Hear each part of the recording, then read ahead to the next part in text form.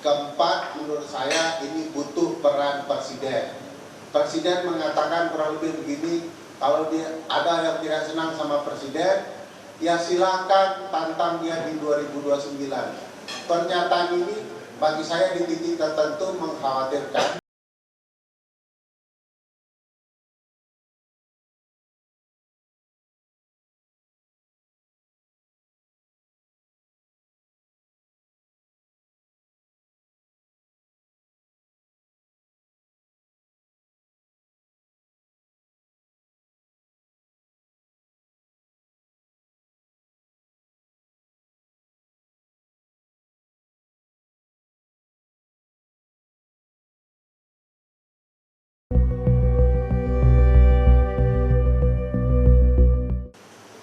Putusan MK yang juga sangat penting untuk segera dibahas dan ditetapkan oleh DPR dan pemerintah soal apakah putusan MK terkait pemisahan pemilu serentak nasional dan pemilu serentak daerah itu harus dicantumkan di dalam undang-undang.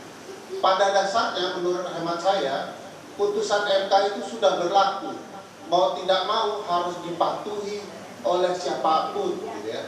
Tapi DPR dan pemerintah selalu bermain, ya. Putusan MK itu hendak ditafsirkan sedemikian rupa dan akhirnya yang muncul di dalam undang-undang adalah pengabaian terhadap putusan MK. Sehingga sebenarnya pembentuk undang-undang sudah harus memastikan di dalam undang-undang pemilu soal konsep yang ditentukan MK bahwa dari pemilu nasional serentak akan ada jarak dengan pemilu serentak daerah 2 atau 2,5 tahun. Nah kan ini perlu ditetapkan sesegera mungkin. Kalau tidak, nanti akan timbul kekacauan penyelenggaraan pemilu serentak nasional dan pemilu serentak daerah. Karena putusan ini membawa konsekuensi. Apa konsekuensinya?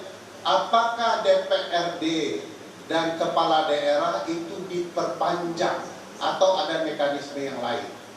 Kalau hemat saya dan teman-teman lain yang lain mengatakan bahwa ini harusnya diperpanjang saja untuk mempermudah proses. Apalagi orang yang ada di DPRD dan di kepala daerah saat ini adalah orang yang dipilih langsung oleh rakyat.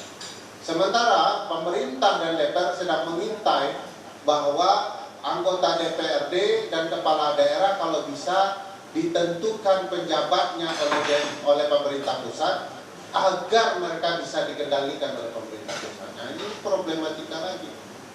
Jadi ada banyak tantangan yang harus diawasi oleh publik kalau pemerintah dan DPR bermain-main, yaitu bagian yang menurut saya disebut kecurangan pemilu juga. Mencoba merekayasa berbagai hal untuk kepentingan tertentu.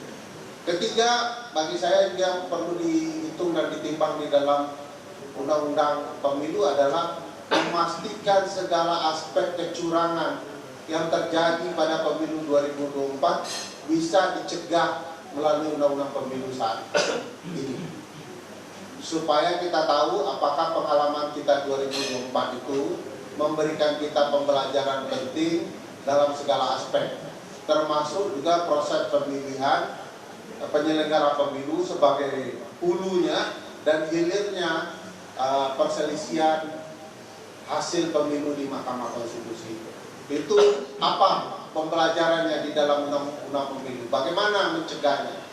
Bagaimana keterlibatan aparat penegak hukum, keterlibatan militer, keterlibatan penyelenggara, keterlibatan PNS, keterlibatan kepala desa, keterlibatan pejabat-pejabat yang berkaitan dengan kepala desa itu diantisipasi di dalam pembahasan undang-undang pemilu.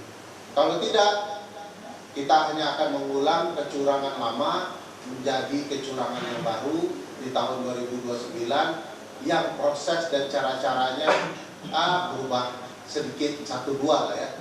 Semua adalah kecurangan yang sebenarnya bisa dideteksi tetapi kita abaikan. Keempat, menurut saya ini butuh peran presiden. Presiden mengatakan kurang lebih begini, kalau dia ada yang tidak senang sama presiden, ya silakan tantang dia di 2029. Pernyataan ini bagi saya di titik tertentu mengkhawatirkan. Jangan-jangan Presiden sudah mempersiapkan diri dengan segala struktur dan infrastruktur kecurangan pemilu, lalu kemudian menantang siapapun kemudian untuk bertanding secara tidak fair di 2029, termasuk pembahasan undang-undang pemilu. Kalau kemudian diselesaikan di ujung-ujung tahun 2028 atau mendekati tahun pemilu, yang menurut saya juga tidak sehat. Menurut saran teman-teman pemilu sedari awal, harusnya undang-undang pemilu ini sudah selesai di tahun 2025. Nah, sekarang sudah 2026. Jadi ini sebenarnya sudah jadi alarm bagi kita, jangan-jangan nanti selesai undang-undang pemilu ini, penyelenggara pemilu sudah dipilih, padahal cacat penyelenggara pemilu di dalam kecurangan pemilu 2024 yang lalu itu bertimbun-timbun ya, yang belum dibahas dan diselesaikan sampai saat ini. Misalnya soal independensi mereka, itu harusnya pembahasan undang-undang sudah menjamin soal independensi penyelenggara pemilu.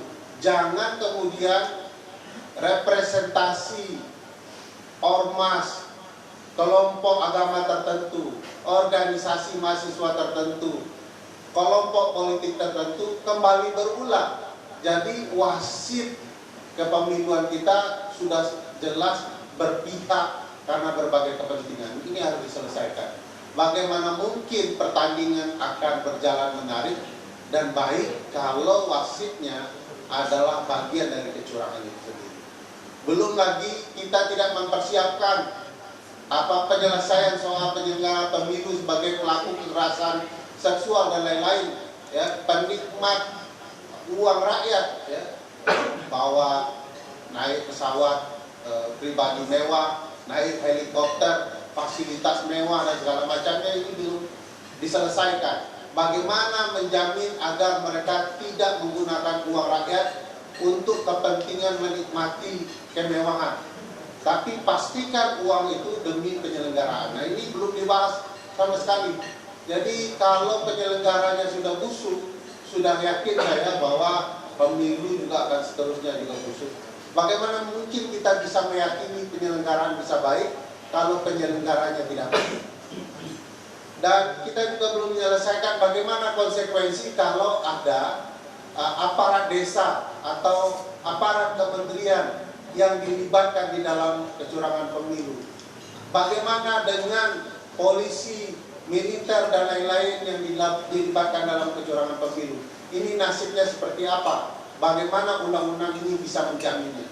Oleh karena itu, menurut pendapat kami di Teknis Indonesia, kalau ini diulur-ulur pembahasannya, maka mengulur-ulur waktu pembahasan undang-undang pemilu adalah bagian dari kecurangan pemilu itu sendiri untuk merekayasa hasil di kemudian hari.